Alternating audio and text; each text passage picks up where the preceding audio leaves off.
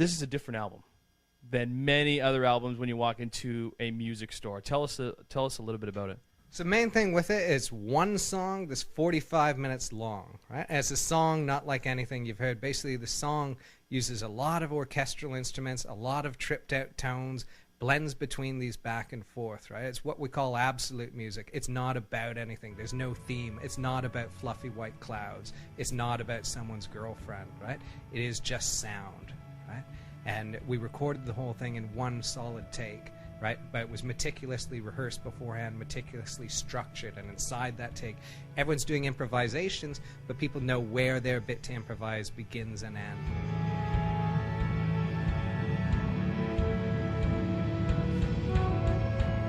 We'd just driven all the way to Victoria and back, so everyone's tight, everyone's in sync, and with a band, all the time you spend together where you're playing together not gets you that bit more in sync. So right before the take, the violinist, she went out, did a couple primal screams outdoor. One of us, I won't say who, had to go relieve their bowels before it, right? Another one had had a panic attack the day before that they were just recovering from, right? So everyone was completely in the zone, and that just completely got captured in that recording. It's basically this thing came alive for 45 minutes, and that's what we got down on the record. Why make a record like that? The idea is that with music, everyone seems to work with 3-minute songs, yet there's no reason for that, right? One of the great things about music, it's one of the only art forms that unfolds over time. So we thought one of the most basic and obvious things you can do to push music forward is do something that is different to 3 minutes or a 20-minute song.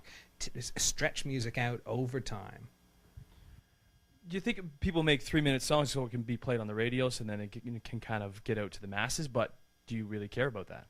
No, I mean, for us, it's all about making the music for ourselves, right? It's great, and we're happy when listeners come to us and want the stuff, but it really is just made for ourselves. We've got zero commercial ambitions with what we do, other than the only reason we do any marketing promotion releasing the stuff is simply to get in enough money that we can make another record. And talk a little bit about the group, because there's a collection of people from Canada. You're originally from Canada, but then have traveled over to Europe as well, so there's kind of half the group is here and half the group is in Europe? Exactly. Half's here, half's in Europe. For touring, the key members go back and forth, and we tend to do that as a scaled-down unit, whereas for some recordings, not this album, though, we'll all go back and forth overdubbing people on top of each other. You've done a fair bit of traveling, and I know there's one story when you were in Papua New Guinea that doesn't have as much to do about the music, but let's say this specific album, but it proves that you are a musician. Yeah, no, I end up having to play for my life for rebel guerrillas, right? West Papua is occupied, right? Occupied by Indonesia. They got a rebel army who's trying to change that. I walked past a demonstration not knowing everyone there was running a risk for being shot dead for treason. Pulled out my camera, got chased by a mob, right? Ended up fleeing to my hotel, hiding in a kitchen, right?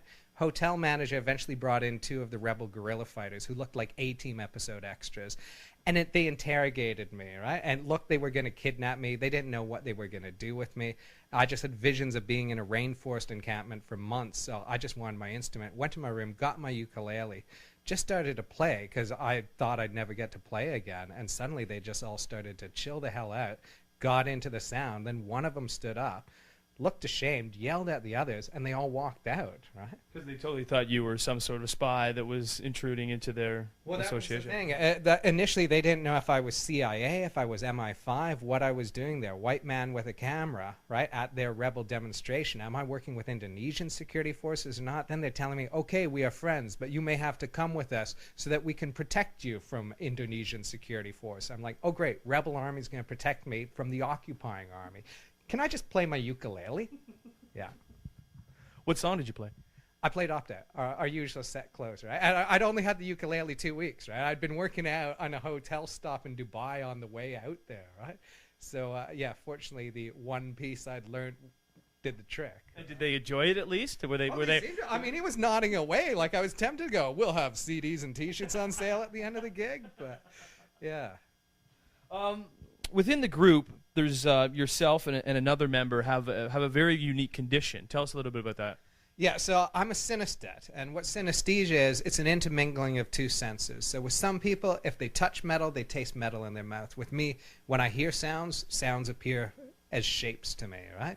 And with Tom Knott, who worked on the mix with me, he's got the most common form of synesthesia, which is pitch to color. So if you hear a song that's an A or a note that's an A, you have a perception of a color that you always see when you hear an A note. So with this 45-minute song and a lot of the work that we do, it's me arranging shapes in the composition, right? And it's working a lot with the shapes that I see to line them up, and then what you hear is basically what it sounds like when shapes of sound are lined up into a perfect, beautiful arrangement of things. No, so when you're aligning that and putting an album together, do you need the entire group here to put that together, or would you like to kind of do that more independently?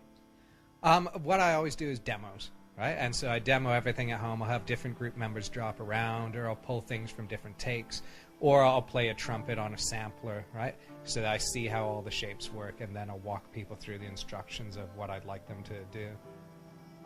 Because is it like 3% of the world's population have it this? varies from 1% to 3%. No one really knows, right? And there's a lot of people who are synesthetes, but you don't know you're a synesthete until you hear what synesthesia is. Right? Because when did you start noticing that you had this condition? Well, that's the thing is, I never noticed that I had it. I just didn't know that other people didn't have it, right? And for all synesthetes, it's the same thing. It doesn't seem weird to me to see sounds. What seems weird to me is to not see them, right?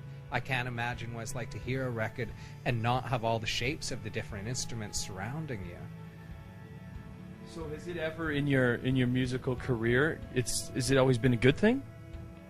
Oh, yeah, definitely. I mean, I can't think of any drawbacks to synesthesia whatsoever. I mean, it's like an enhanced kind of perception of sound.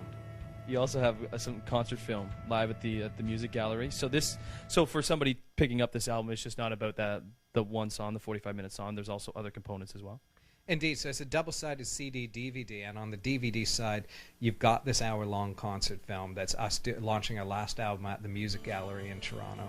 And so that's got us playing, most of the songs off our first 2 records on it. And the sound for that was done with just one mic, and it was the same mic that was used for the classic Canadian album by the Cowboy Junkies, the Trinity Session. We kind of loved that record, tracked down the guys who produced it when we knew we were playing a Toronto church. They came out with their one mic, and boom, most amazing sound you can get out of one microphone. What do you really want to accomplish with this? Now, I know you said earlier that it's really about for yourself and for the group to put the music out there, but at a certain point you do want people to hear it. I mean, it's nice when people hear it. It's nice when we get positive feedback, but we know when we do a 45-minute song, it's going to divide people. There will be people who love it and absolutely are, wow, this is fresh. And for other people, they're going to be, okay, that's just weird, right? So, like I say, all we really aim to accomplish with any of our records is just getting enough money that we can go on making more records. There you go. And have you made enough money from this one to make more? That depends how many people watch Inside Jam.